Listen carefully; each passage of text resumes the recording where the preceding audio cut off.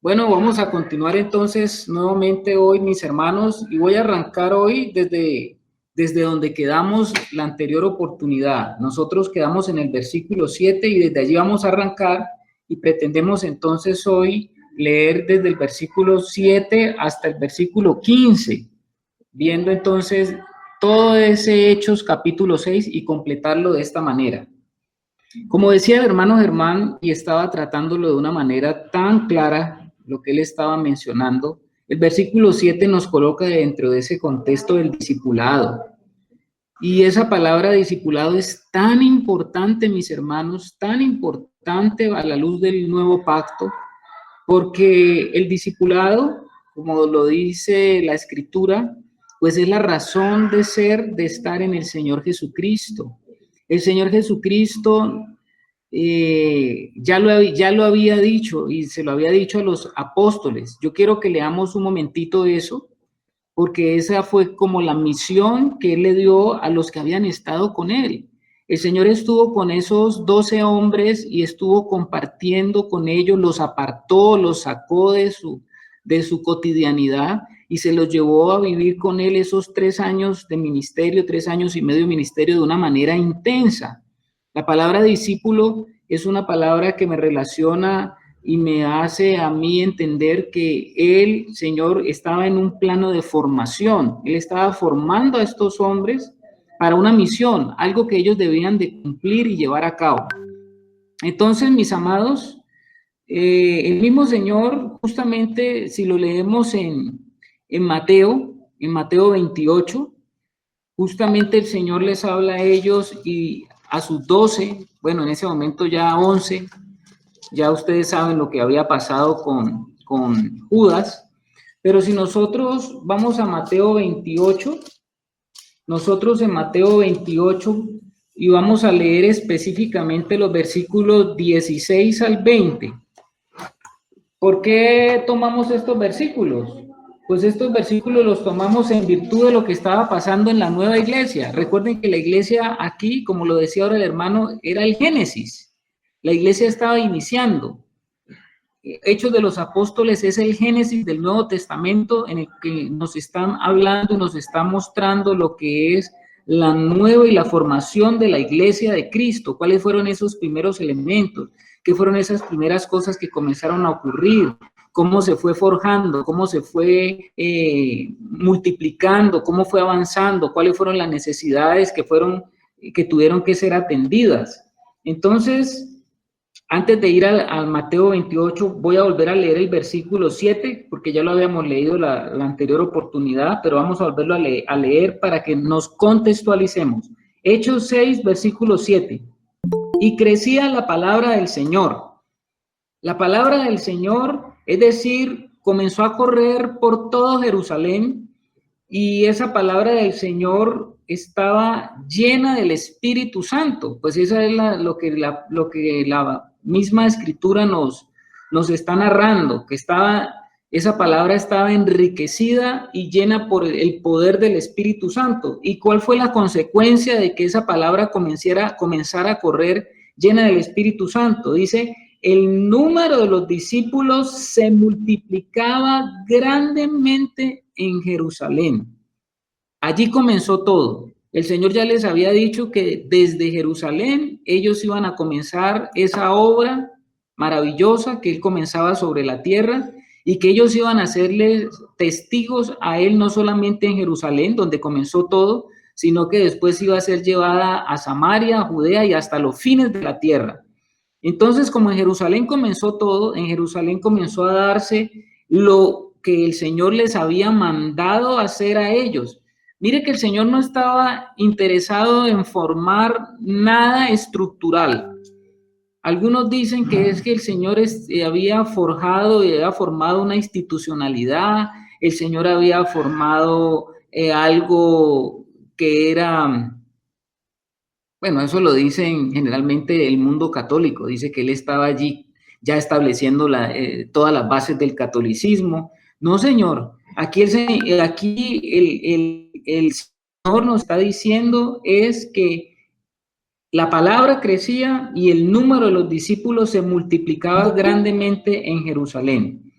Y esto era así porque era lo que justamente el Señor les había dicho a los discípulos, a sus seguidores, y lo vamos a leer entonces ahora sí en Mateo 28, del 16 al 20, para que nosotros también tengamos ese mismo enfoque de lo que el Señor espera con sus discípulos. ¿Cuál es el enfoque?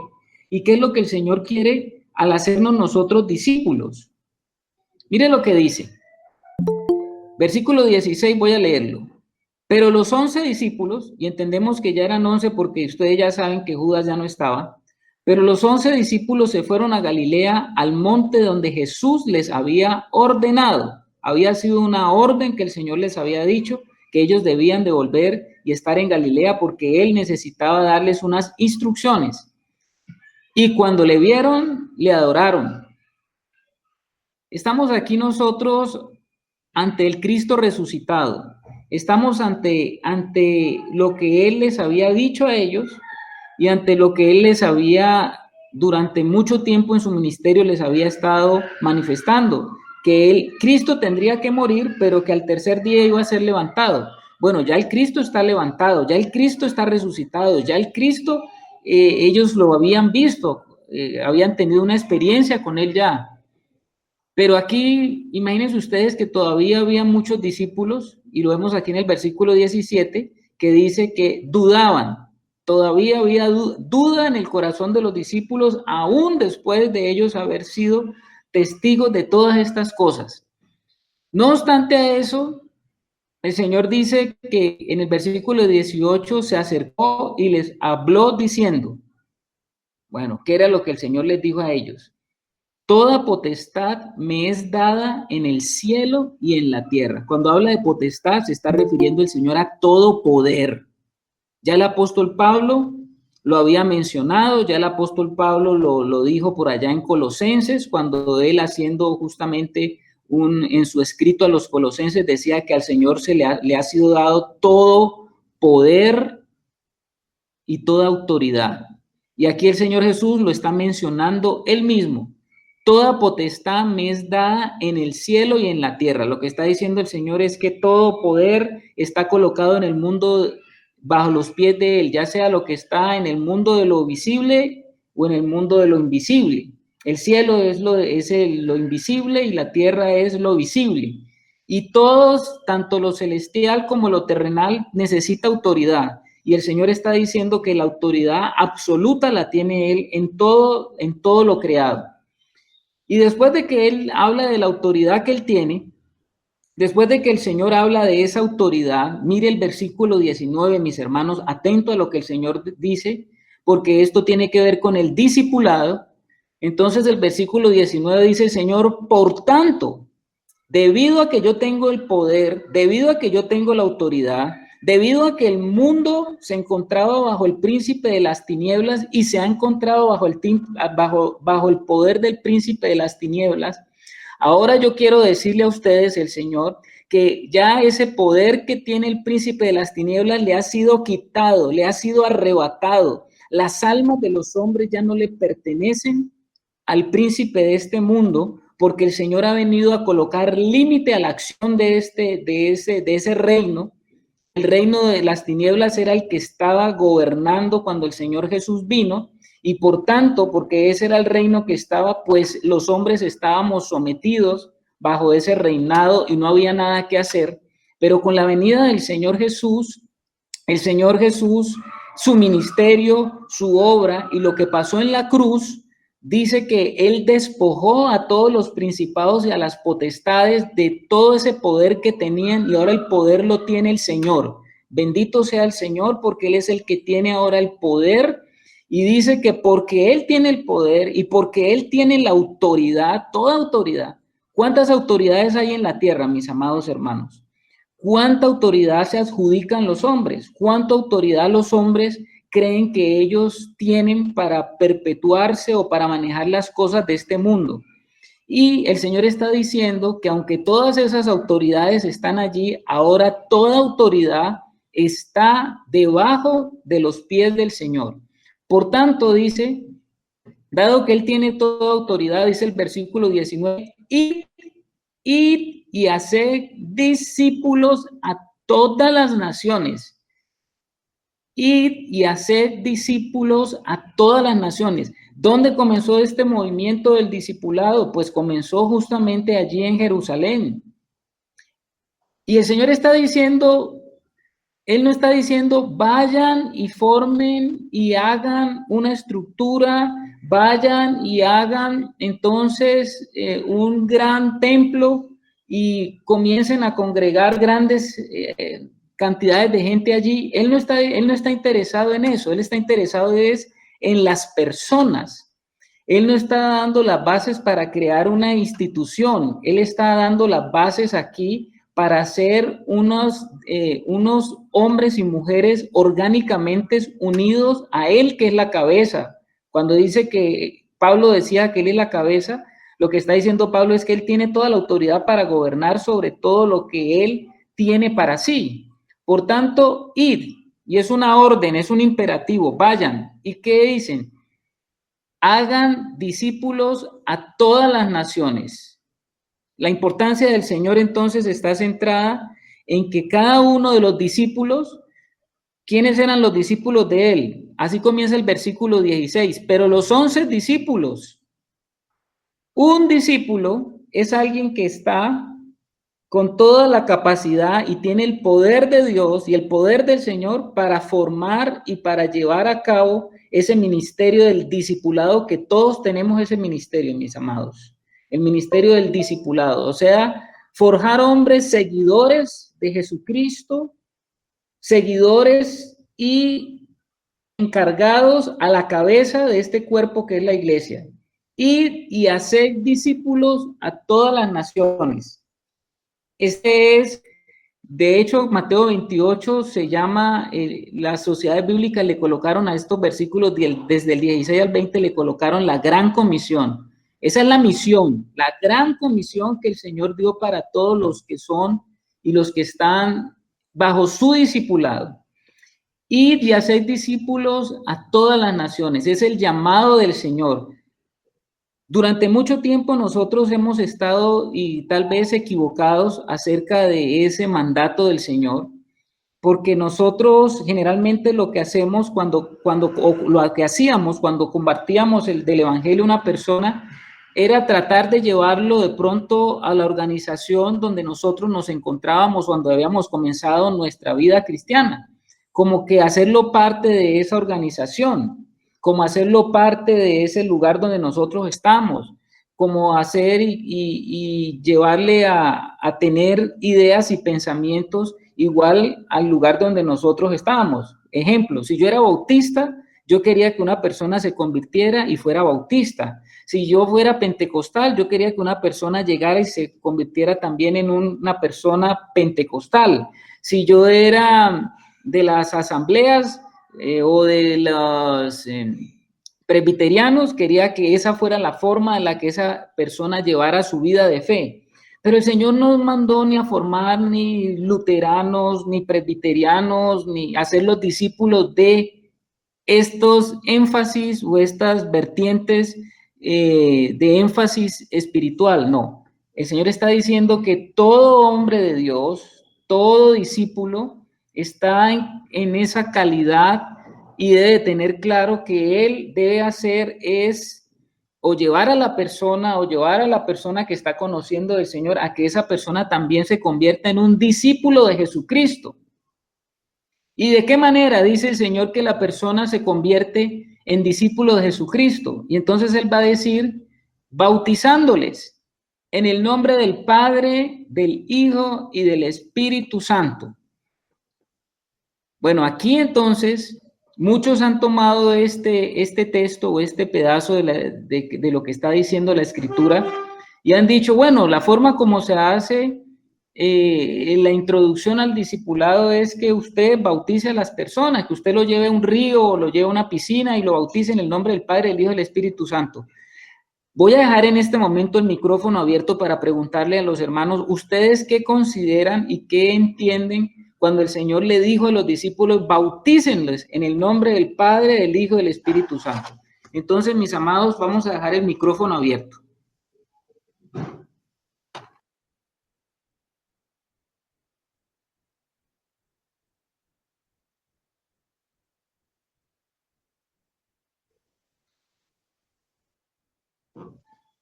Hermanos. Permítame, Carlito, entonces. Bueno, mi hermano. Yo lo veo de una manera espiritual, ¿no?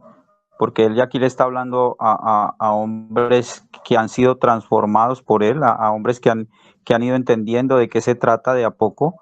Y cuando se habla de bautizarlos, dice, por tanto, id y hacer discípulos a todas las naciones, o sea, bautizándolos, o sea que el hacer los discípulos es bautizándolos al mismo tiempo, no es que sea algo separado una cosa de otra.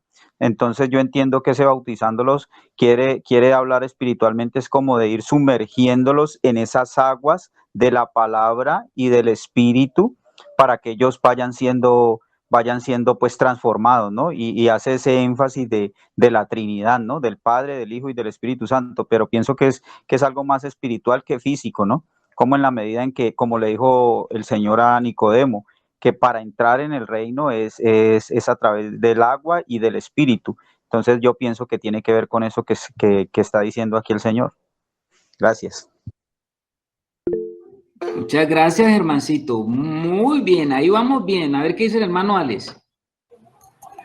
A ver, yo entiendo porque es que allí en Mateo 28 llama la atención que la orden que está dando Jesús es como para bautizarlos en 3 personas diferentes. En nombre del Padre y del Hijo y del Espíritu Santo. Entonces yo veo que es como a nosotros nos preguntan por coberturas, ¿no? ¿Bajo qué cobertura estamos? Es como Jesús dándoles el instructivo de cómo es que se va llegando a formar el discípulo y arranca pues por el objetivo donde hay que llegar. ¿Cuál es el objetivo donde hay que llegar? Al Padre. Pero ¿cómo se llega al Padre? Por el Hijo. ¿Y cómo se conoce el Hijo? A través del Espíritu Santo. Entonces yo veo que ahí Jesús le estaba dando, como decía Germán, a hombres espirituales la llave de cómo llegar al Padre bajo esa cobertura. Entonces eso es lo que yo veo, mi hermano. Gracias, mi hermano Alex. A ver otro hermano que quiera participar. Esto está muy, muy interesante, mis amados. A ver, ¿qué más nos quiere decir algo de qué significa ese bautizándoles? Y como lo dice el Señor. ¿Alguno más quiere decirnos algo?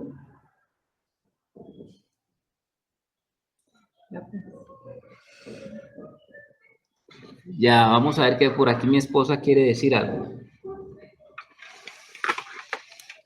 Cuando hemos estudiado, hermano, la palabra bautismo significa sumergir, ¿no? Sumergir en la naturaleza de. Entonces el Señor les estaba diciendo, vayan y hagan discípulos. El otro día les hablábamos de eso, de que la iglesia está conformada por discípulos, discípulos de Cristo, que son hechos a la imagen de Cristo. Entonces, cuando el Señor nos llama a sumergirnos, a bautizarnos en el nombre del Padre, del Hijo y del Espíritu Santo, pues a sumergirnos en la persona del Padre, en la persona del Hijo y en la persona del Espíritu Santo. Es a impregnarnos y a llenarnos de su naturaleza. Ese es el bautismo, a meternos en ellos. Más que meternos en el agua, aunque es un símbolo y es importante, nosotros sabemos que el bautismo es importante, mis hermanos, como un testimonio, pero es un símbolo que nos lleva a entender que estamos haciendo algo espiritual y que eso espiritual es nosotros sumergirnos en el Padre, sumergirnos en el Hijo y en el Espíritu Santo, en la naturaleza de Dios. Muchas gracias. Muchas gracias. A ver, ¿alguien más? Como lo están diciendo los hermanos, la palabra bautismo significa sumergir. Sumergir. Y nosotros estamos viendo que un discípulo es aquel que ha tenido la experiencia y es aquel que ha entrado en la realidad de esa persona, de esas tres personas que existen en la Trinidad. Nosotros sabemos que Dios es uno. Desde el principio el Señor está manifestando que Él es uno. Él es Padre, está el Hijo, está el Espíritu Santo, tres personas con unas diferentes, digámoslo así, capacidades, con unas diferentes, cada uno tiene su poder de decidir, pero ellos son uno. Y cómo nosotros, en nuestra experiencia espiritual, tenemos que aprender a entrar en la realidad del Padre, tenemos que entrar en la realidad del Hijo y tenemos que entrar en la realidad del Espíritu Santo. Y un discípulo sabe y entiende de estas tres realidades y un discípulo experimenta estas tres realidades y puede tener comunión con el Padre, con el Hijo y el Espíritu Santo, entendiendo que no es un Dios, no son tres dioses, que es el mismo Dios y que el discípulo puede entrar en esa realidad y puede dar de esa realidad, manifestar esa realidad, partir esa realidad a aquellos que están también buscando al Señor. Y no estamos sumergiendo a las personas en un movimiento, no estamos sumergiendo a las personas en una ideología, no estamos sumergiendo a las personas en una estructura, no estamos sumergiendo a las personas en la identificación con un grupito, no, estamos sumergiéndoles en la realidad de lo que es nuestro Dios trino, que se ha manifestado y se ha revelado a través de la Escritura, a través del Padre, a través del Hijo y a través del Espíritu Santo. Entonces sabemos que en la Trinidad cada una de las personas tiene una función y a cada una de esas funciones nosotros tenemos que, en nuestra vida espiritual, tenemos que acercarnos a esas realidades, las funciones, tomar de esas funciones y disfrutar de la realidad de ese nombre, el nombre del Padre, del Hijo y del Espíritu Santo. Entonces, mis hermanos, tal vez hacemos ahí una aproximación a lo que el Señor estaba diciendo, como decían ahora los hermanos, y sí, el que va a bautizar sabe que usted, en muchas partes yo me he dado cuenta que cuando las personas se le bautiza, muchos entienden que ellos están como inscribiendo a ese grupo donde se está bautizando. Así se tomó y así se lo sugirió y se aprendió del catolicismo. Cuando usted le decían que había que bautizar al niño, lo que le estaban diciendo era que usted lo estaba matriculando. El bautismo era un equivalente a matricularlo dentro del catolicismo. Y dentro de la vida de iglesia cristiana y del cristianismo, mucho de eso se filtró y mucho de eso se metió dentro de la iglesia. Muchos de Dios creen que cuando se está bautizando una persona, se le está haciendo miembro de esa congregación y que el bautismo es como la escrituración de la membresía o la entrada a la membresía de esa organización donde la persona está. Y de hecho algunas iglesias lo hacen. Se hace como un escrito donde se le dice que cuando se bautiza se está haciendo miembro de esa organización. Hermanos, el bautismo no es eso. El bautismo no nos hace miembros de una organización. El bautismo no nos hace miembros de un grupo. El bautismo nos hace miembros del cuerpo de Jesucristo viviente, ese cuerpo que está guiado por el mismo Jesús, Espíritu Santo. Ese es el cuerpo de Cristo viviente. Y eso no lo podemos nosotros nunca perder de vista, porque ese es el verdadero discípulo tiene que tener eso claro, muy claro. Y cuando la iglesia comenzó, ellos lo tenían claro. Ellos no estaban, aunque afuera las personas, los fariseos y los líderes religiosos hablaban de que el cristianismo era una secta.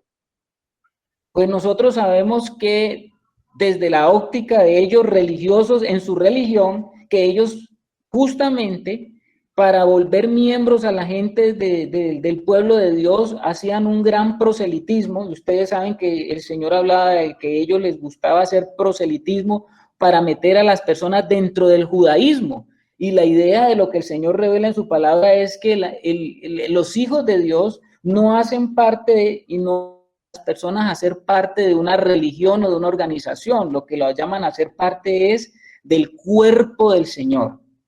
Entonces, mis amados hermanos, creo que eso lo estamos enfatizando porque para nosotros debe ser lo suficientemente claro, y cuando nosotros participamos en el bautismo de hermanos o de personas que están llegando al evangelio, nosotros tenemos que tener lo suficientemente claro en que esas personas se están incluyendo es al cuerpo de Cristo. ¿Tiene una pregunta el hermano Germán o está levantando la mano? Sí, mi hermano, gracias. Yo pienso que también hay algo clave en esa palabra bautismo, ¿no? Porque si lo vamos a relacionar con agua, que sabemos que externamente, físicamente, llámese como se llame la denominación, siempre lo relacionan con sumergir en agua, ¿no? De una manera pues literal. Pero hablándolo espiritualmente, también vemos cómo eso nos identifica con la muerte, la sepultura del Señor, y también el levantarnos en vida nueva, porque cuando se sumerge en el agua, pues al salir no se sabe de la misma manera. Entonces pienso que eso también tiene que ver no solamente con la realidad del Padre, el Hijo y el Espíritu Santo, sino que también está implícito ahí en ese bautismo la obra de la cruz del Señor. Gracias, hermano Germán. Evidentemente que lo que tú estás diciendo de la cruz, pues es la identificación con el Hijo, ¿no? La identificación en su muerte y en su resurrección.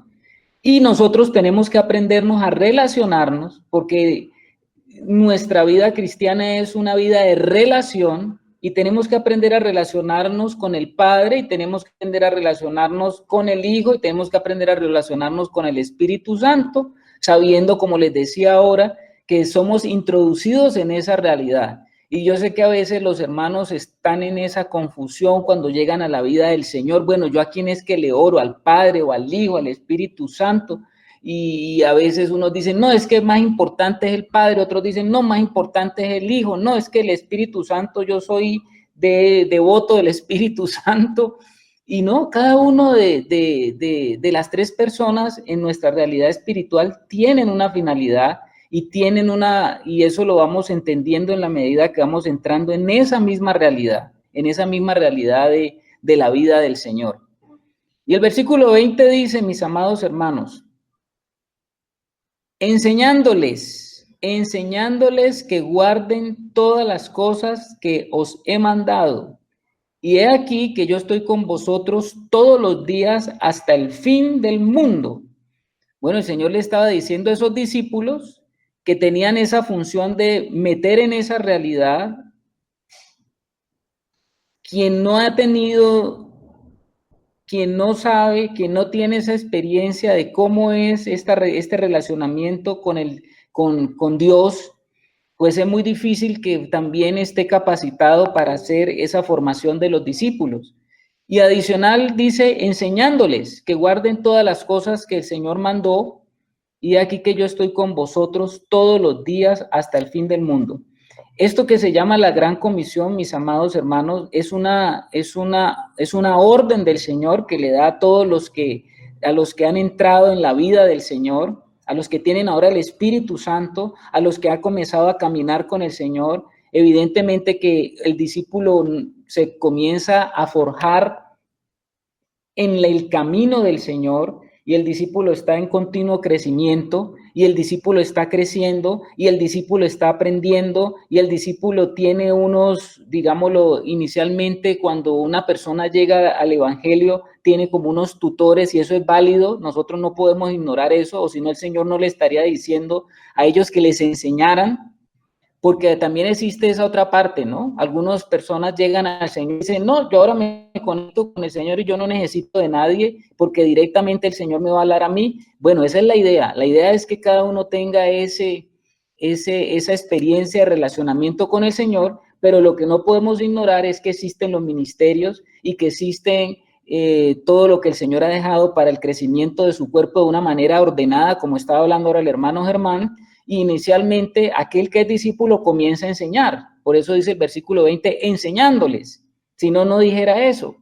Entonces, todo el que ha sido un discípulo, pues va a comenzar a enseñar en qué consiste el caminar en el Señor. Y lo que va a enseñar el discípulo finalmente, ¿qué es lo que va a enseñar el discípulo? Pues que se guarden todas las cosas que el Señor mandó. Y el Señor mandó, y lo que... las directrices que él dio en el camino del discipulado, ustedes saben que hacia el discípulo, la mayor enseñanza que dio el Señor al discípulo es, todo el que quiere seguirme a mí, coja su cruz cada día, niéguese a sí mismo y sígame. O sea, nosotros sabemos que eso es un mandato del Señor. Y todo el que quiere entrar en el terreno del discipulado es alguien que conoce esas cosas que el Señor dice y sabe que en esas cosas que el Señor dijo, pues está demarcado los lineamientos que le permiten a usted llegar a comenzar a depender directamente del Señor. Y sabemos que eso es un proceso, eso no es de la noche a la mañana, eso no es de un día para otro, sino que hay un proceso. Todos nacemos como niños espirituales y todos tenemos que ser enseñados y guiados por aquellos que nos estén marcando ese derrotero y ese camino. Bendito sea el Señor que en ese proceso encontremos las personas usados por el Señor que nos lleven por donde debemos ir. No como ha pasado en nuestra vida o nuestra carrera cristiana, que estuvimos dando vueltas por tanto tiempo, mis amados hermanos, para tratar de entender qué era el discipulado. Y yo particularmente les digo, estoy en una organización que su finalidad era formar líderes. Dentro de lo que se llamaba, pues, dentro de esta organización se llamaba, no se le decía discipulados, sino líderes. Pero lastimosamente tengo que reconocerlo que aunque había aprendido muchas cosas de esto del liderazgo, todavía yo no había aprendido a ser un discípulo del Señor.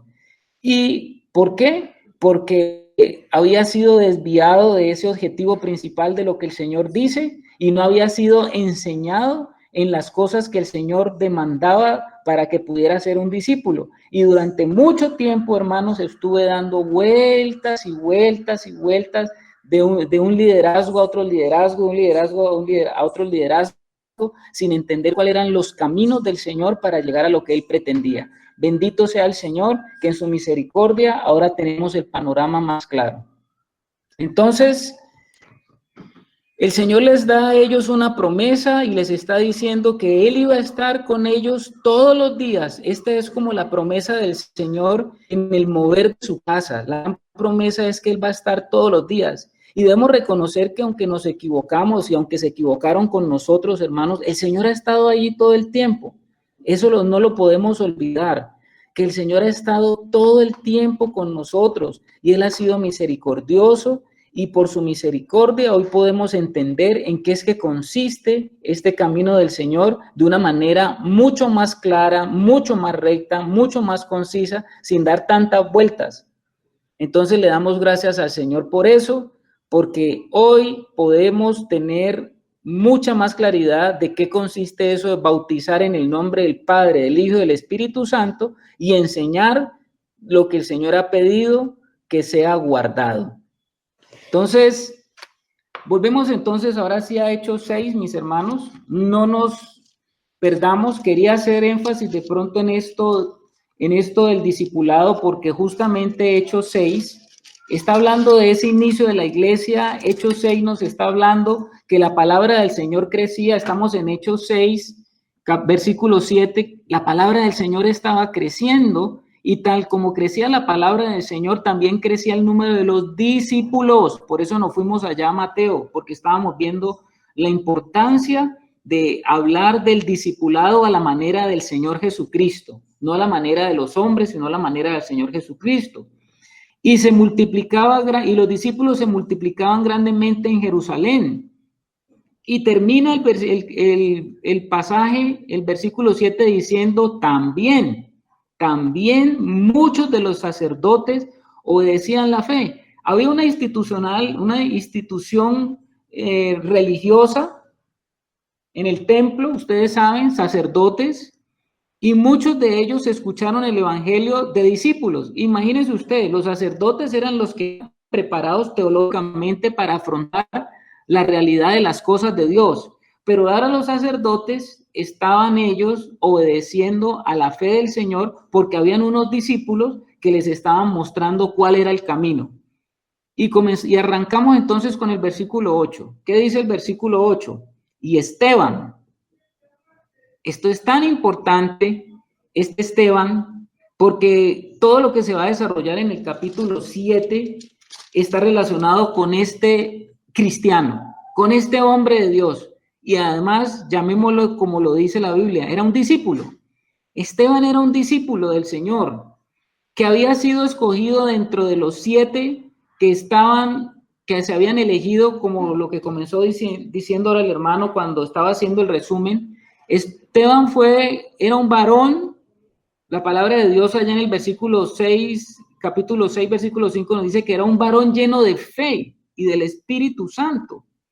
Lo nombra de primero Esteban. Es que este Esteban tenía unas cualidades, hermanos, que eran unas cualidades envidiablemente santas, si lo fuésemos a llamar de esta manera.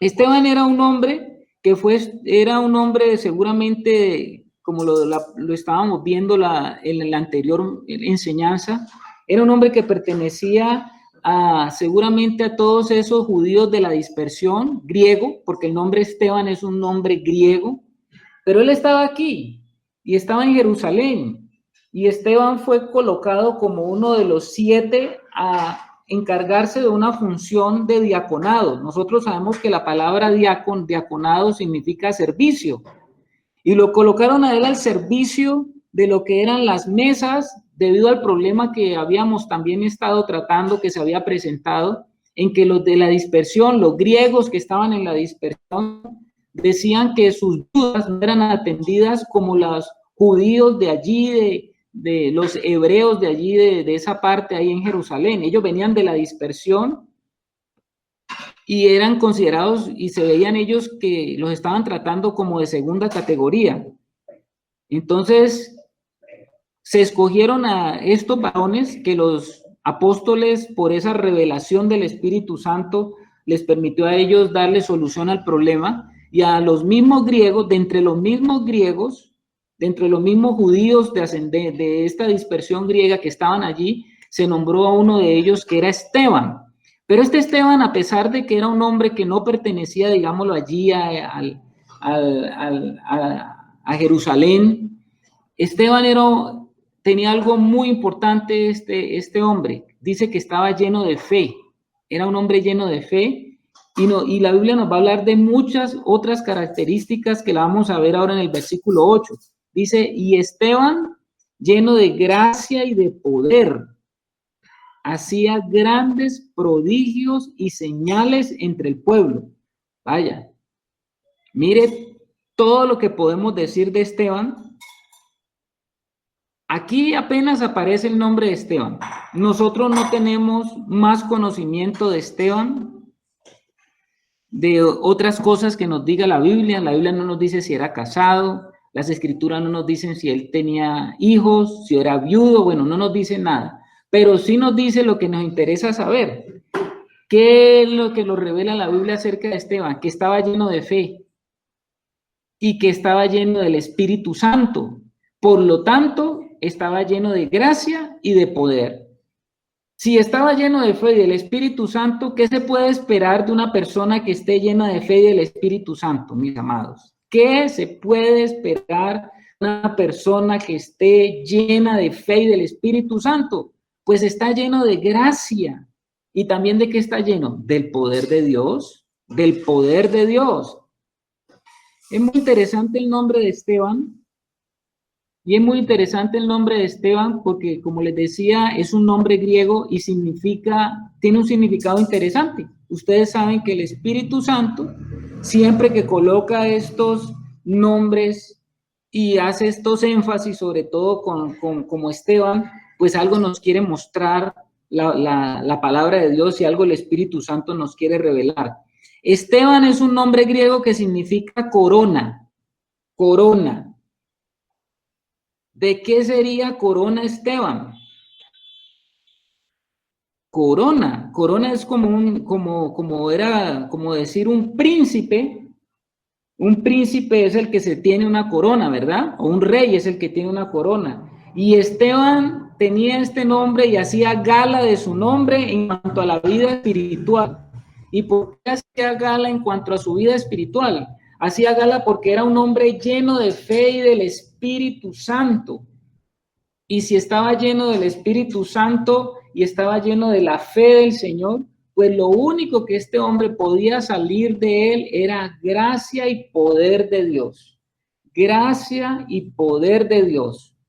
Por tanto, por ende, a pesar de que él fue apartado para cuidar algo que nosotros decíamos que aparentemente no era como muy espiritual, que era atender el cuidado de unas viudas, pero esa no era la única función de Esteban dentro de la casa de Dios, porque parece ser que Esteban era un hombre que dentro de su función que tenía dentro de la casa de Dios iba más allá de dedicarse solamente a cuidar y atender a las viudas en cuanto a la distribución de los asuntos de acá abajo.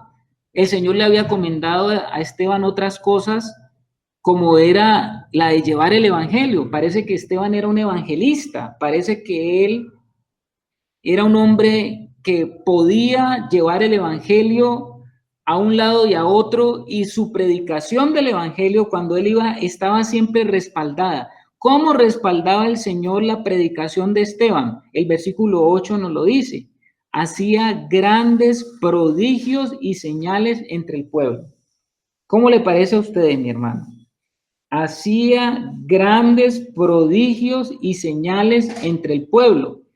Aquí nos podemos dar cuenta que estos prodigios y estos señales respaldaban lo que Esteban hacía y respaldaban la vida de Esteban, dado que este hombre ya lo habían identificado, ya los hermanos sabían que era un hombre que estaba lleno de fe y del Espíritu Santo. Los hermanos daban buen testimonio de él. Él no apareció haciendo prodigios y señales solamente. Ya él tenía una vida dentro de la iglesia. Los hermanos daban testimonio de él. Era un hombre conocido. Era un hombre que no podíamos decir que solamente tenía unos dones y fue protagonista de unos dones. No, él era conocido y reconocido como un hombre que estaba lleno de fe y del Espíritu Santo. Entonces, si nosotros queremos entender esta noche, ¿cuál es la consecuencia de estar lleno de fe y del Espíritu Santo? ¿Y cómo el Señor respalda una obra? Pues aquí lo estamos viendo. Y estos grandes prodigios y señales que hacía Esteban entre el pueblo eran necesarios. ¿Para qué era necesario estos prodigios y estas señales? Pues las señales, los prodigios y las maravillas son necesarias para dar testimonio de Cristo, para llevar a las personas a Cristo y para que las personas entren en la vida de Cristo. Ahí estaba Esteban, un hombre lleno de la gracia y el poder del Señor, contando con el favor y el respaldo de la iglesia, pero también un hombre que se dejaba guiar por el Señor a lo que el Señor quería que él hiciera. Siendo un hombre así, no se podía menos que esperar lo que va a comentarnos, lo que va a pasar de ahí en adelante. Porque el Señor ya había dicho, que aquellos que iban a estar y iban a ser discípulos de él, tarde que temprano iban a tener que afrontar momentos de persecución. tarde que temprano iban a tener que afrontar momentos de persecución. Ya el Señor ya lo ha dicho, porque Él dijo que lo que le pasó a Él, pues seguramente también le iba a pasar a aquellos que creyeran en Él y que fueran sus discípulos. Y aquí entonces comienza a presentarse un problema con Esteban. ¿Y qué fue el problema que se presentó con Esteban? Dice el versículo 9. Entonces se levantaron unos de la sinagoga, llamada de los libertos, y de los de Cirene, de Alejandría, de Cilicia, de Asia, disputando con Esteban. Imagínense ustedes, mis amados hermanos, un hombre que tenía estas características, y entonces se levantan unos, ¿y de dónde fue que se levantaron estos? Se levantaron de la sinagoga. Usted sabe que era la sinagoga, ¿verdad? La sinagoga. Religiosos. Exactamente, mi hermano.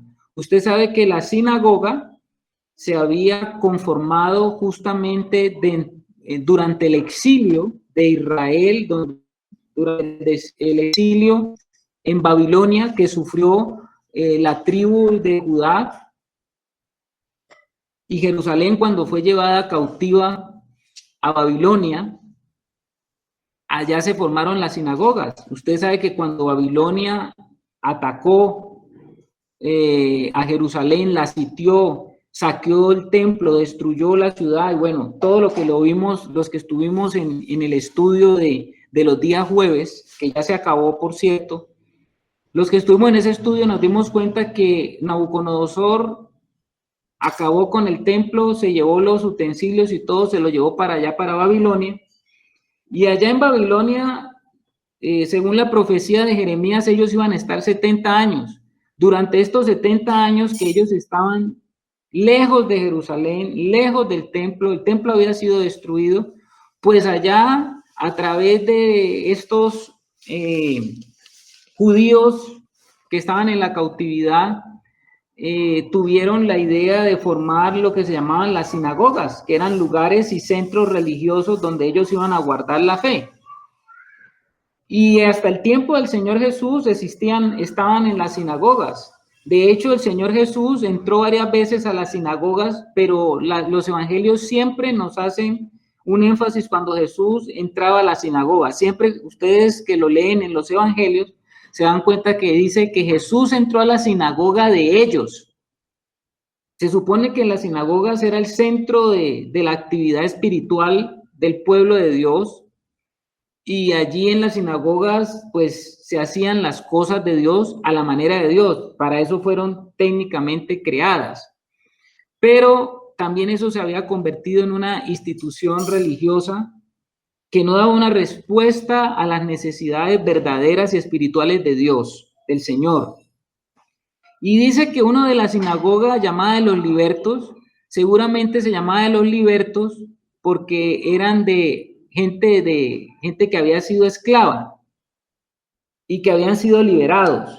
Y entonces alrededor de esa experiencia que habían tenido ellos, se había formado una sinagoga. La sinagoga siempre estaban muy relacionadas con afinidades, las sinagogas estaban relacionadas con cuestiones de compartir alguna actividad, algo que los identificaba a ellos, y esta era la sinagoga de los libertos, de los que habían sido liberados.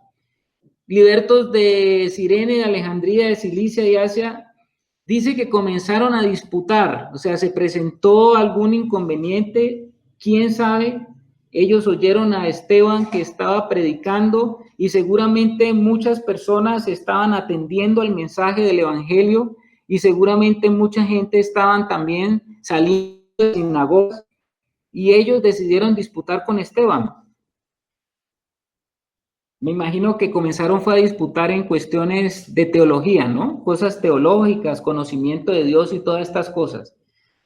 Y aunque la palabra de Dios no nos dice que Esteban era un hombre formado en ningún tipo de institucionalidad, sí era un hombre lleno de la gracia y el poder del Espíritu Santo. ¿Y qué pasa cuando usted está lleno de la gracia y del poder del Espíritu Santo?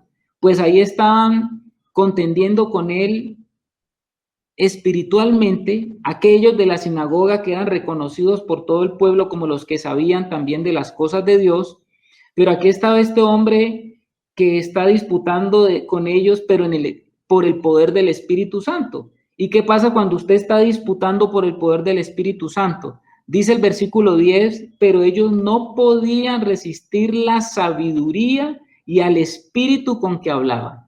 Caramba, ¿cómo le parece, mis hermanos? Ellos no podían resistir a la sabiduría que tenía Esteban y al espíritu con que él hablaba. Me imagino que al estilo como lo del Señor Jesús. Ustedes saben que los fariseos siempre querían contender y disputar con el Señor y le ponían trampas, le ponían cascaritas y le ponían cosas para que hallarlo y acusarlo delante del César o delante del pueblo. Pero siempre el Señor dice que Él le respondía de una manera tan sabia que los dejaba desarmados, que los dejaba apabullados o que los dejaba aburridos. Así quedaban siempre los fariseos y los religiosos de la época cuando se confrontaban con el Señor. Y el Señor no había sido formado en ninguna escuela de esas, de ningún rabino, ni en ninguna escuela teológica, pero contra el Señor no podía nadie, porque estaba lleno del Espíritu Santo. Pues aquí tenemos un discípulo del Señor en la misma categoría. A ver, hermano, la hermana Luz que quiere pedir la palabra. No, hermano. Soy yo, Carlitos. Bueno, listo, hermano. Hágale, hermano. Gracias. Pues tú estabas hablando ahí de que él estaba disputando con hombres llenos de teología, ¿no? Llenos y no solamente eran de una sola sinagoga, sino que eran de varias. Entonces me imagino que allá había pues mucho doctor en la ley, allá había mucho teólogo, por decirlo así, pero poco espíritu, nada de espíritu, ¿no? Y entonces vemos cómo realmente la palabra, pues, puede haber mucha teología, mucha doctrina, pero si no hay espíritu, pues no hay vida del Señor. Y aquí hay un detalle especial, ¿no? Entre las sinagogas que nombra la de Cilicia, y pues por ahí leía yo en alguna parte que tal vez ahí mismo él estaba confrontando contra el mismo Pablo, porque dice que Pablo era Saulo de Tarso, y Tarso era de la región de Cilicia. Entonces estaba disputando, era con hombres pues que tenían una cantidad de argumentos humanos, pero pues cómo esto se cae todo argumento humano cuando es el espíritu el que está hablando a través de un hombre, ¿no? Gracias, mi hermano Germán, gracias por ese dato. Yo creo que ese dato nos va a ayudar muchísimo más adelante, porque ustedes saben que más adelante, frente a la defensa que hace Esteban dentro del Sanedrín, pues ahí estaba Pablo, y seguramente, como decía el hermano Germán, pues de pronto allí también, dentro de los que disputaban con él, de pronto puede ser que ahí estaba también Pablo, no lo sé, pero puede ser. Entonces, el versículo 11, ¿qué pasó? Como no podían con él, con argumentos, con razonamientos humanos, como no podían con él, con las instigaciones y con los pensamientos e ideas de pronto de ellos que tenían acerca de lo que era la religión y el pueblo de Dios y todo esto, como no pudieron por las buenas, pues entonces por las malas, por las malas. Entonces, ¿cómo es por las malas? Nos dice el versículo 11, entonces sobornaron a unos para que dijesen que le habían oído hablar palabras blasfemas contra Moisés y contra Dios. Imagínense ustedes cómo es que actúa el enemigo, ¿no? Levantando esa tela de juicio y tela de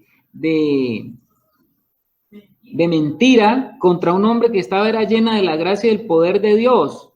Pero cuando la gracia y el poder de Dios están y el pueblo se está yendo, entonces el diablo se tiene que levantar. Usted sabe que es una guerra de reino contra reino. Y entonces sobornaron a unos para que dijese que le habían oído hablar palabras blasfemas contra Moisés y contra Dios. Usted sabe que Moisés para el pueblo judío, pues mejor dicho, intocable. Y por supuesto que también dijeron que contra Dios. Y dice el versículo 12, y soliviantaron al pueblo, a los ancianos y a los escribas, y arremetiendo le arrebataron y le trajeron al concilio. Bueno, esto tomó otras características, ya estaban haciendo unas acusaciones grandes, meterse contra Moisés y meterse, por supuesto, contra Dios, pero no era contra Dios, era contra la concepción de Dios que ellos tenían. Y dice que lo llevaron entonces al concilio, acusándole de que este hombre estaba diciendo blasfemias, estaba blasfemando. Y una vez llevado al concilio, no solamente lo llevaron allá acusándolo, sino que pusieron, el versículo 13 dice que pusieron unos testigos falsos. Igual, ¿a quién les parece a ustedes esto? Esto que está pasando aquí. ¿A qué les parece? ¿A qué les Al parece? juicio viciado de Jesús. Exacto, mi hermano Alex, muy parecido al juicio viciado que se hizo contra nuestro Señor Jesucristo, que también contrataron testigos falsos para que dijeran cosas que no eran. Y pusieron testigos falsos que decían, este hombre no cesa de hablar palabras blasfemas contra este lugar santo y contra la ley. Pues le hemos oído decir que ese Jesús de Nazaret destruirá este lugar y cambiará las costumbres que nos dio Moisés. ¿A qué se estaba refiriendo? ¿A qué se estaban refiriendo estos hombres? Estaban diciendo que Esteban se había ido contra la ley, o sea, contra el ritualismo, contra el lugar santo. ¿Cuál era? Pues el lugar santo era el templo. Y entonces estaban diciendo que él estaba diciendo cosas contra el templo y contra el sistema del templo y contra todo lo que estaba ahí establecido, que era el patrimonio del mundo judío. Ustedes saben que meterse con el templo, pues era meterse pues con el curubito de toda la idiosincrasia del judaísmo. Y dice que hemos oído decir que ese Jesús de Nazaret destruirá este lugar. ¿Jesús había hablado de eso o no lo había hablado? Les pregunto a los hermanos, ¿Jesús había dicho eso o no lo había dicho? A ver, hermancito. Sí, pero por allá en Juan hace la aclaración que se refería pues, a su cuerpo, ¿no? Después de a su muerte y su resurrección. Y pues yo no sé, Carlitos, ahí hay algo. eh, yo estuve leyendo bastante sobre eso y pues lo encontré algo que estaba muy claro y muy resumido, que decía que cuando le dicen acusan a Esteban de que él estaba hablando palabras blasfemas contra Moisés, contra Dios, contra el templo, contra la ley, es que el hecho de vivir a Jesucristo, de predicar a Jesucristo con nuestra propia vida, pues lleva a manifestar la realidad del cielo, ¿no? La realidad espiritual, y lleva a manifestar que Jesucristo está por encima de Moisés. Entonces ellos tomaban eso como blasfemia contra Moisés. También lleva al cristiano a manifestar que Jesucristo es Dios. Entonces eso ellos lo tomaban como blasfemia contra Dios, porque decía que se hizo igual a Dios, que se hacía igual a Dios, como acusaron al Señor también. Y decir que el Señor es el cumplimiento de la ley, y que el Señor en él están, por decirlo así, todos esos sacrificios están reunidos en él, todos esos ritos y todas esas cosas, que ya eso no se necesitan, sino que el Señor, él es el cumplimiento de todos esos sacrificios y de toda esa ley. Pues eso ataca por completo en lo que está parado el religioso en sus obras, ¿no? En creyendo que en su esfuerzo, pues, gana el favor de Dios. Entonces, por eso era que tal vez en lo que predicaba Esteban, él mostraba esa realidad de que Jesús era Dios, de que Jesús era el cumplimiento de la ley, de que Jesús era superior a Moisés. Entonces ellos lo que hacen es tergiversar lo que está diciendo Esteban, con el ánimo pues de callar su boca, porque pues no resistían que todo eso que ellos lo querían tomar para su beneficio, pues a través de la predicación de Esteban se caía. Exactamente, mi hermano Germán, exactamente. Seguramente Esteban, lleno del Espíritu Santo, hablaba de esas cosas, pero estos que estaban allí ardían de la ira y tergiversaron todo lo que él estaba diciendo, igual que el Señor también, porque el Señor hablaba, como decía el hermano Germán, de que el Señor se dijo, ahí al lado del templo cuando él estaba, destruí este templo y yo lo levanto en 3 días. Claro, los que estaban oyendo con oídos carnales, pues dijeron, ¿de qué está hablando? Él está diciendo que destruyamos el templo y que, mire, este templo se demoró más de 40 años en levantarlo Herodes. ¿Cómo es que él está diciendo que en 3 días lo va a levantar? Pero cuando uno lee Juan, por la revelación del Espíritu Santo, estaba diciendo, no, él no se estaba refiriendo a ese templo, se estaba refiriendo a él como el templo de Dios. A ver, mi hermano Alex.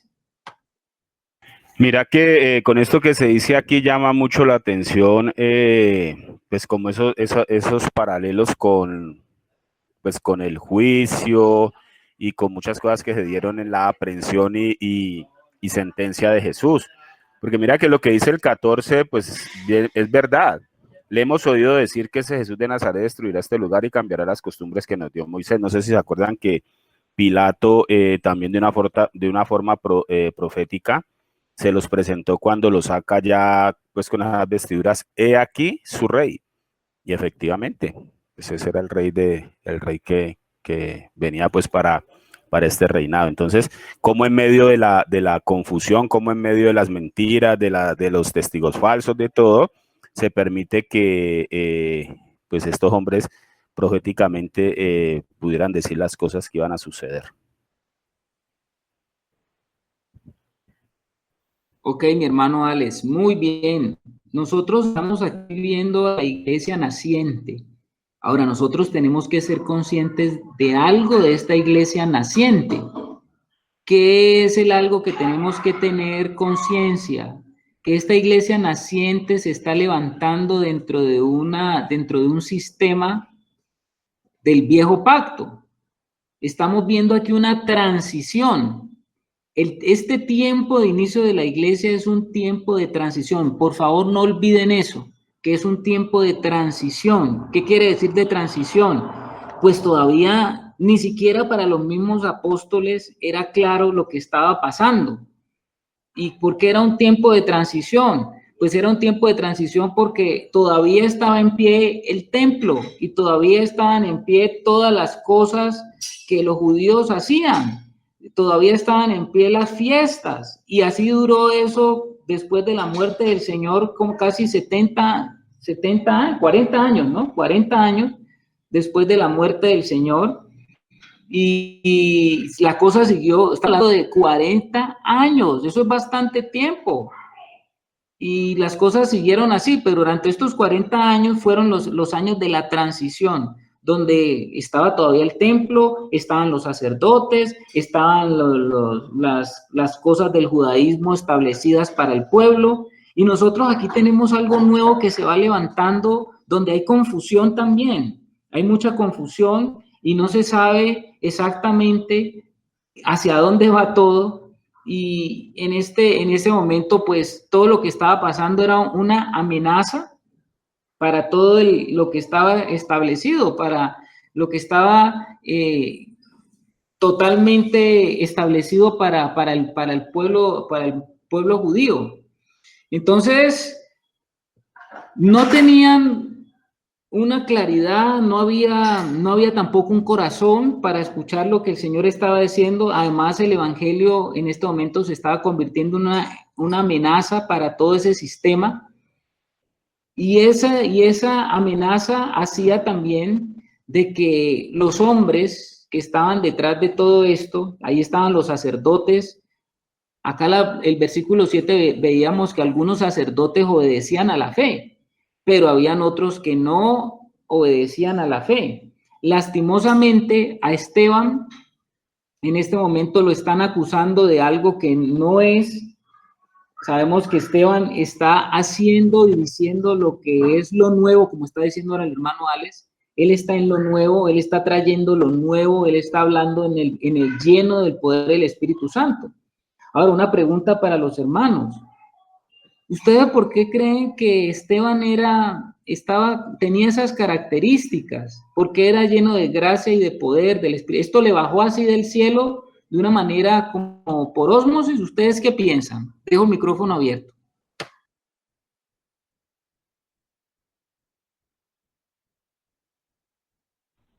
Hermano, yo creo que era un hombre consagrado al Señor, que había decidido seguirlo en verdad, no solo de palabras, sino en verdad, al servicio, en la palabra, en la oración, seguirlo como dice la palabra, un discípulo. ¿Cuál fue la pregunta, Carlitos? Que es que me estaba hablando acá mi padre y no pude prestar atención a la pregunta. Ya, claro, Luz, efectivamente. Te repito la pregunta. ¿Creen ustedes, hermanos, que dice la palabra que Esteban estaba lleno de gracia y de poder del Espíritu Santo? Entonces le estoy preguntando, hermano, a los hermanos, ¿esto le bajó entonces a él? ¿Cómo le bajó? ¿Por ósmosis o qué? ¿O es que Dios lo quiso hacer así o qué pasó allí? Ahí la hermana Luz nos estaba dando parte de la respuesta. ¿Usted qué piensa, hermano? No, de acuerdo con lo que dice Luz, pues de acuerdo, aquí lo que estamos viendo es que este era un judío, pero no un judío de ahí de Jerusalén, sino que había sido de pronto levantado o criado pues por fuera, en tierra de gentiles, pero sí pues había estado toda su vida, se dice que era como muy joven, centrado en estas cosas, mi hermano, porque las cosas de espirituales no se forman, como dices, por ósmosis, se forman permaneciendo en el día a día, ejercitándolo. Entonces, pues este era un verdadero discípulo, era por eso, porque permanecía. Así Jesús hubiese muerto muy recientemente a esto, este hombre tenía un conocimiento diferente de la ley. Gracias, Alecito. A ver qué hermancito que está levantando la mano.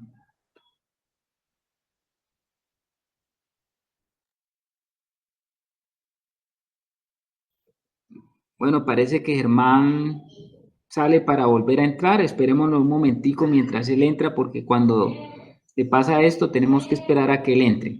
Efectivamente, como lo que estaba diciendo la hermana Luz, efectivamente,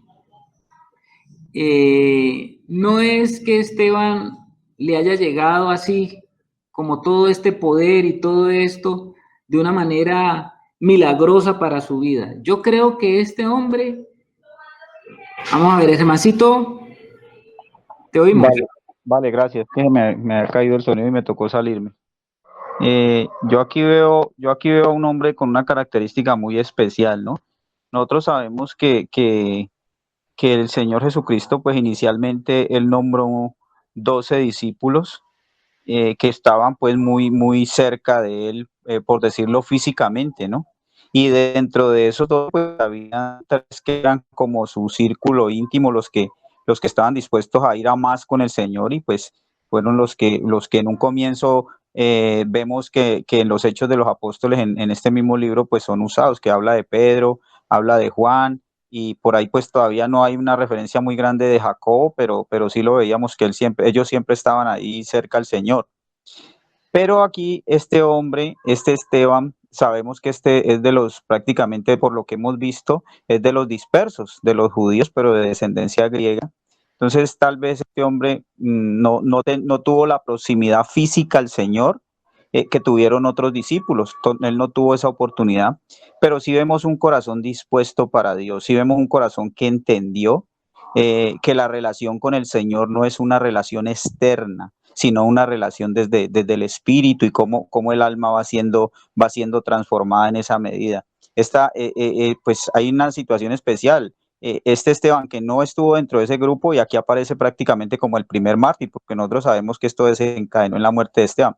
Entonces, esto también nos habla mucho a nosotros como discípulos realmente, si es que estamos atendiendo a ese llamado al discipulado y más aún en este tiempo. ¿Por qué?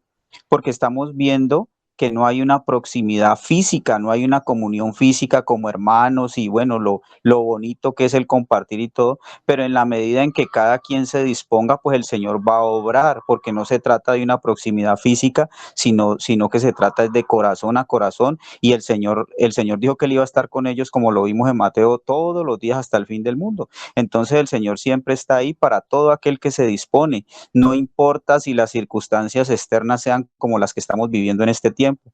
Me llama mucho la atención eso. Yo pienso que este hombre entendió eso, ¿no? Que su relación con el Señor era desde el corazón. Gracias. Gracias, hermana. A ver, Alex, ¿qué quieres decir algo más? Yo veo también hay de pronto una similitud con lo de Pedro. Pedro, con la llenura que tuvo del Espíritu Santo, pudo dar testimonio y entender las cosas que Jesús le explicó y como discípulo. Aquí podemos inferir que este hombre pues conocía las Escrituras o sea, conocía la ley. Pero ¿qué hizo esa llenura del Espíritu Santo? Le contextualizó esa ley, eso que estos fariseos pues no podían interpretar porque seguían eran sus propias maquinaciones. A Esteban se le revela todo ese conocimiento que muy seguramente tenía, porque más adelante lo vamos a ver, ¿no? Ese discurso grande que les da antes de ser apedreado, tenía muy claro para qué había sido la ley. O sea, aquí este hombre, el Espíritu Santo le reveló cuál era el objetivo de la ley. Gracias, Alecito. Tocaste un punto clave con lo que han tocado también los hermanos, Alex. Yo creo y lo pienso como tú dices también, porque nosotros vemos, si vemos el capítulo 7, como lo dijo el hermano Germán ahora, vemos el amplio conocimiento que tenía Esteban de las Escrituras. Quizás el capítulo 7 de Hechos es el capítulo más largo de un discurso que se haya dado. Ni siquiera vemos en el Evangelio a los apóstoles hablando de esta manera como lo hizo Esteban. O sea que este era un hombre que había pagado el precio, mis amados. Nosotros no podemos pretender lo más de Dios con lo menos que nosotros podamos, sino que tenemos que contextualizar de que este hombre era un hombre rico en las Escrituras. Cuando vayamos a ver Dios mediante el capítulo 7, vamos a ver ese detalle con lo que él, como él habla, de lo que él dice, de lo que él narra de una manera secuencial. Este era un hombre que conocía las Escrituras de una manera muy concienzuda, de mucho estudio, de mucho permanecer allí. Entonces, mis amados hermanos, si nosotros queremos ver esas características reflejadas en nuestras vidas, nosotros ya sabemos de dónde vienen también, ya sabemos cuál es el precio que hay que comenzar a pagar. Como lo decía la hermana Luz, seguramente en el camino del discipulado, Esteban tuvo que aprender también a dejar muchas cosas y a tomar decisiones de consagración por el Señor. Y esa vida espiritual activa y rica es que le comienza a revelar estas cosas. Al igual que lo que decía el hermano ahora, Germán, yo pienso que Pablo estaba allí porque si ustedes miran Esteban, las disertaciones de Esteban son como muy similares a las de Pablo en muchos aspectos. Aquí estoy diciendo algo que no lo he oído, pero sí puede ser, porque yo creo que Pablo sí quedó impresionado de oír a este hombre y de ver cómo este hombre entendía la ley y la aplicación del Espíritu a la ley. Esto yo creo que tuvo que haber tocado el corazón de Pablo, porque Pablo también era un conocedor perfecto de las Escrituras. Entonces, creo que de alguna manera esto tuvo que haber afectado a Pablo para que Pablo, al ver a este hombre entendiendo y con ese entendimiento y con esa sabiduría, algo tuvo que pasar en Pablo para que él le quedara marcado ese nombre y le quedara marcado en su mente y en su corazón este mártir cristiano.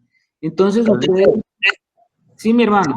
Es que mira lo que dice en el versículo 15, con eso que tú estás hablando de Pablo. Dice, entonces todos los que estaban sentados en el concilio al fijar los ojos en él, vieron su rostro como el rostro de un ángel.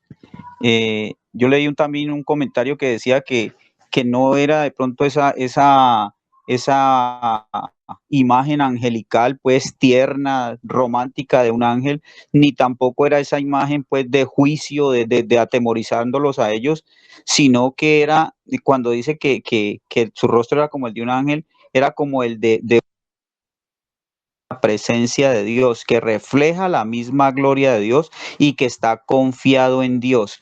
Entonces, yo creo que todas estas cosas, en la medida en que Pablo empezó a meditar esto en su corazón cuando tiene esa pues esa visión con el Señor, ese encuentro con el Señor, cómo este hombre da testimonio. ¿Por qué? Porque este hombre aquí, cuando dice que su rostro era como el de un ángel, ese hombre entendía que su vida estaba en las manos del Señor. Y tal vez Pablo eso nunca jamás lo había visto ni había tenido esa confianza que este hombre tenía, como dice por allá en el Éxodo, creo que habla de que Moisés cuando bajó del monte dice que su rostro reflejaba la gloria de Dios.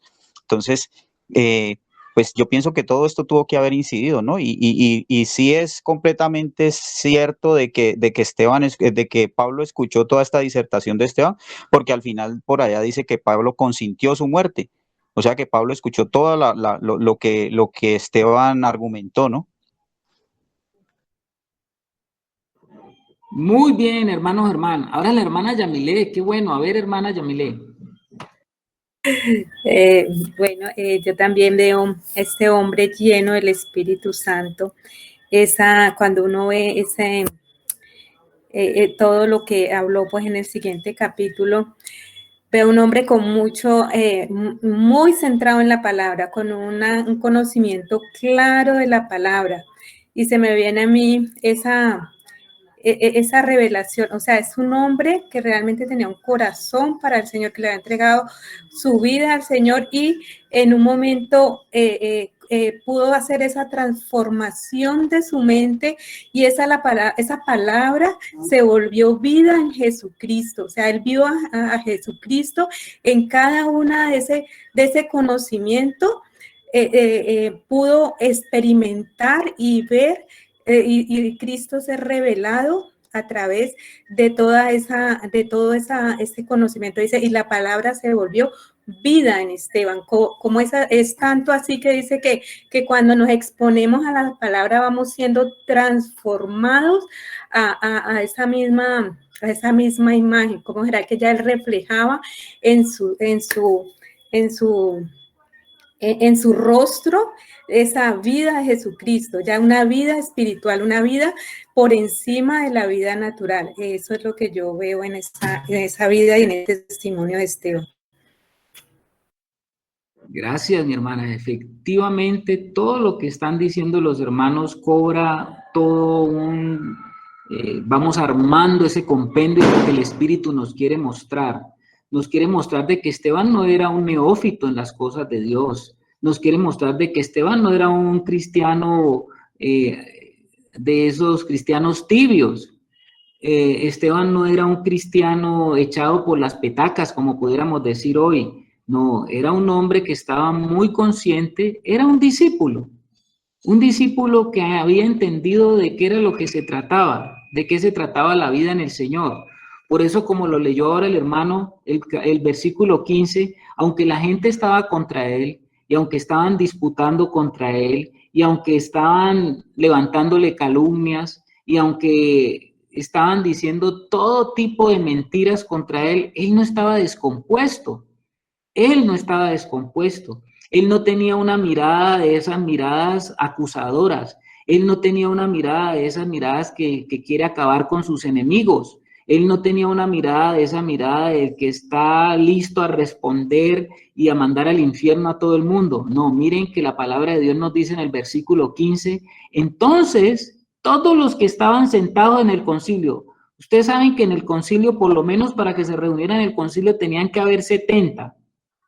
Y entonces, más adelante vamos a ver que había más, pero por lo menos imagine usted la cantidad de gente que había allí. Entonces todos los que estaban sentados en el concilio, al fijar los ojos en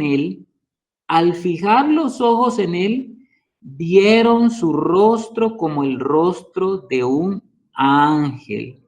Hermanos, Qué tremendo. No vieron a un hombre iracundo, no vieron a un hombre aireado, no vieron a un hombre tampoco miedoso, temeroso. Vieron, dice que como el rostro de un ángel, como lo decía ahora también el hermano, pues son oportunidades pocas las que se ha hablado de ver el rostro.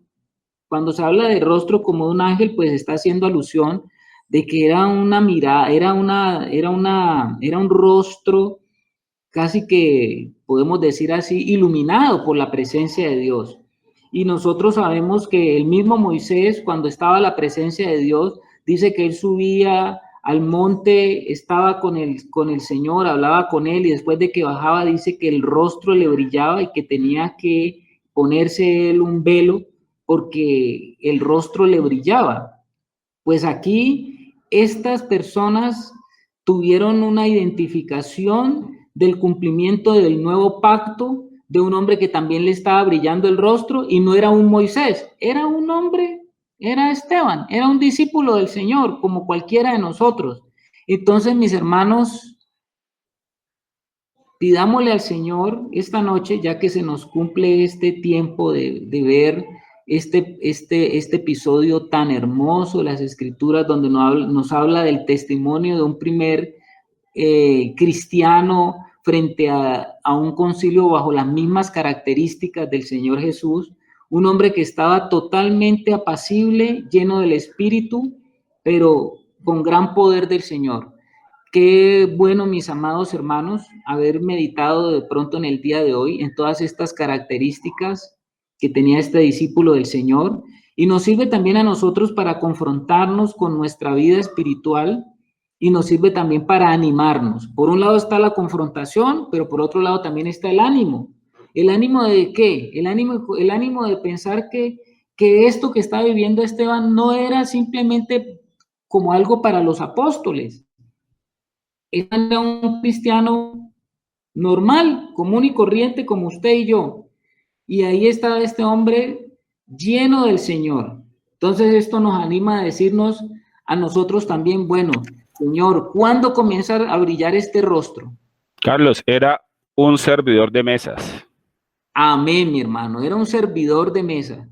¿Cuándo comienza a brillar este rostro, Señor, de la presencia de tu vida en mí? Eso nos anima a decir, bueno, es posible, Señor, es posible. Sabemos también a qué nos anima, a meternos más con el Señor, a estar más en la presencia del Señor, a perseverar en su palabra, como decía la hermana ahora, a tener ese deseo de conocer y de tomar al Señor en serio, por un lado. También, por el otro lado, pues nos dice, caramba, pueda que yo no esté así, Señor, y tremendo, porque la posibilidad también está abierta para mí, y yo de pronto estoy siendo en eso negligente, Señor. De pronto estoy siendo negligente en algo que tú estás esperando de mí, y no he sido, Señor, consecuente con mi vida espiritual. Estoy más pendiente de otras cosas que estar pendiente de lo que verdaderamente tú quieres, porque si tú quieres, Señor, y yo quiero, van a pasar cosas tremendas. Entonces, hermanos, pues eso por un lado, como les digo, nos confronta, pero por otro lado también nos anima. Hoy nos enciendes el corazón.